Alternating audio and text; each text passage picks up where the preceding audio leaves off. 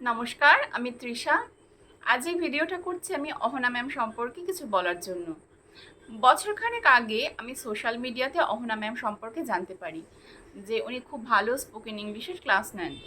তো ভাবলাম যে আমিও জয়েন করব এ কারণেই ভাবলাম যে আমি ইংলিশ পারি না বা বুঝি না সেরকমটা নয়, সবই পারতাম, বুঝতাম, জানতাম, কিন্তু আমার সমস্যা হতো বলায়।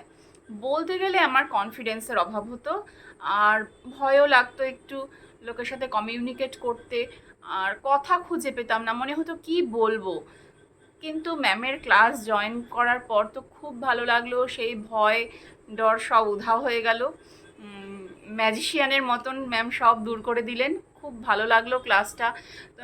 কিন্তু মাঝখানে আমি সময়ের চাপেই হোক, বিভিন্ন কাজের চাপেই হোক, ভেবেছিলাম যে ক্লাসটা ছেড়ে দেব।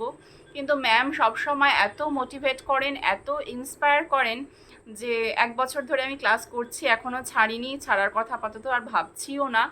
শুধু আমি যে ক্লাস করছি তা নয়, এখন আমার ছেলেও ম্যামের স্টুডেন্ট, মা ছেলে দুজনেই ম্যামের ক্লাস করছি। ওর কেমন লাগে আপনারা ওর কাছ থেকেই শুনে নিন। হাই, আমি অন্বেষণ।